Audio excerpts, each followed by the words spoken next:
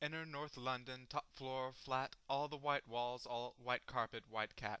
Rice paper partitions, modern art and ambition, the host a physician, lovely bloke, has his own practice, his girlfriend's an actress, an old mate from home, and so they're always great fun, so to dinner we've come. The fifth guest is an unknown. The hosts have just thrown us together for a favor, because the girl's just arrived from Australia and has moved to North London, and she's the sister of someone or has some connection. As we make introductions, I'm struck by her beauty. She's irrefutably fair, with dark eyes and dark hair. But as she sits, I admit I'm a little bit wary, because I notice the tip of the wing of a fairy tattooed on that popular area just above her derriere. And when she says, "I'm Sagittarian," I confess a pigeonhole starts to form, and is immediately filled with pigeon when she says her name is Storm. Chatter initially bright and light-hearted, but it's not long before a storm gets started. "You can't know anything. Knowledge is merely opinion," she opines over her Cabernet Sauvignon vis-a-vis some unhippily empirical comment by me. Not a good start, I think. We're only on pre-order drinks, and across the room my wife widens her eyes, silently begs me, "Be nice." A matrimonial warning not worth ignoring, so I resist the urge to ask Storm whether knowledge is so loose weave of a morning, when deciding whether to leave her apartment by the front door or a window on the second floor. The food is delicious, and Storm, whilst avoiding all meat, happily sits and eat, while the good doctor, slightly pissedly, holds court on some anachronistic aspect of medical history, when Storm suddenly insists, "But the human body is a mystery. Science just falls in a hole when it tries to explain the nature of the soul." My hostess throws me a glance. She, like my wife, knows there's a chance that I'll be off on one of my rants, but my lips are sealed. I just want to enjoy my meal, and although Storm is starting to get my goat, I have no intention of rocking the boat, although it's becoming a bit of a wrestle, because, like her meteorological namesake, Storm has no such concerns for our vessel. "Pharmaceutical companies are the enemy. They promote drug dependency at the cost of natural remedies. They are all our bodies need. They are immoral and driven by greed. Why take drugs when herbs can solve it? Why use chemicals when homeopathic solvents can resolve it? It's time we all return to live with natural medical alternatives." And try as hard as I like, a small crack appears in my diplomacy dike. "By definition," I begin, "alternative medicine," I continue, "has either not been proved to work, or been proved not to work. You know why they call it alternative medicine, that's been proved to work? Medicine. So you don't believe in any natural remedies?" On the contrary, actually, before we came to tea, I took a natural remedy derived from the bark of a willow tree, a painkiller that's virtually side effect free. It's got a weird name. Darling, what was again? Masprin? Basprin? Aspirin! Which I paid about $1 for down at the local drugstore. The debate briefly abates as our host collects plates, but as they return with desserts, Storm pertly asserts, "Shakespeare said it first. There are more things in heaven and earth than exist in your philosophy. Science is just how we're trained to look at reality. It can't explain love or spirituality.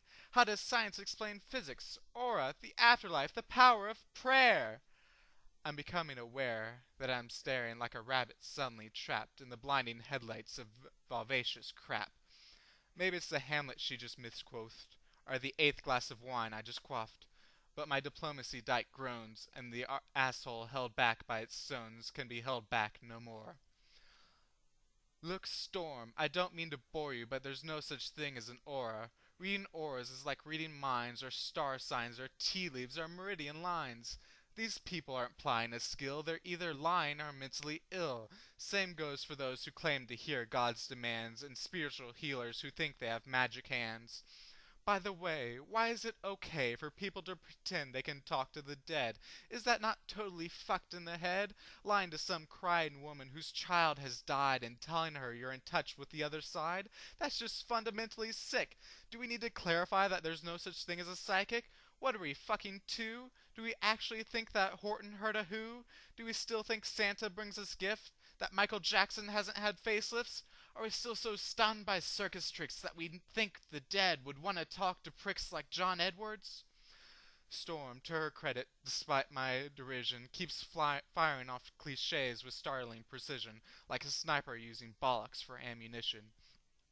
You're so sure of your position, but you're just close-minded. I think you'll find your faith in science and test is just as blind as the faith of indie fundamentalists. That's a good point. Let me think. Oh, my mistake. That's absolute bullshit. Science adjusts its beliefs based on what's observed. Faith is the denial of observation so belief can be preserved. You show me that, say, homeopathy works, then I will change my mind. I will spin on a fucking dime. I'll be embarrassed as hell, but I will run through the streets yelling, "It's a miracle! Take physics and Bennett! Water has memory! And while its memory of a long-lost drop of onion juice is infinite, it somehow forgets all the poo it's had in it. You show me that it works and how it works, and when I've recovered from the shock, I will take a compass and carve fancy that on the side of my cock." Everyone's just staring at me now, but I'm pretty pissed and I've dug this far down, so I figure in for a penny, in for a pound. Life is full of mysteries, yeah, but there are answers out there, and they won't be found by people sitting around looking serious and saying, "Isn't life mysterious? Let's sit here and hope. Let's call the fucking Pope. Let's go watch Oprah or interview Deepak Chopra.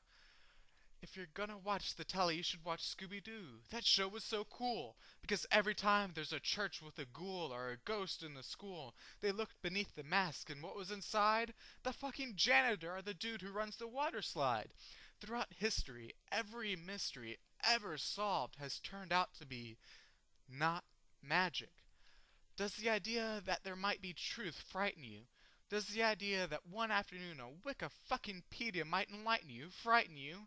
Does the notion that there may not be a supernatural so blow your hippie noodle that you would rather just stand in the fog of your inability to Google? Isn't this enough? Just this world, just this beautiful, complex, wonderfully unfathomable world. How does it fail to hold your attention? That we have to diminish it with the invention of cheap man-made myths and monsters. If you're so into Shakespeare, lend me your ear. To gild refined gold, to paint the lily, to throw perfume on the violet, that's just fucking silly. Or something like that. Or what about Satchmo? I see trees of green, red roses too. And fine, if you wish to glorify Krishna and Vishnu in a post-colonial condescending bottled-up and labeled kind of way, that's okay. But here's what gives me a hard-on. I am a tiny, insignificant, ignorant lump of carbon, and I have one life, and it is short and unimportant. But thanks to recent scientific advances, I get to live twice as long as my great uncles and aunts, twice as long as live this life of mine, twice as long to love this wife of mine, twice as many years of friends and wine, of sharing curries and getting shitty with good-looking hippies with fairies on their spines and butterflies on their titties. And if perchance I have offended, think but this and all is mended. We'd as well as been 10 minutes back in time, for all the chance you'd change your mind. This has been Mutt reading Tim Minchin's Storm. Woof.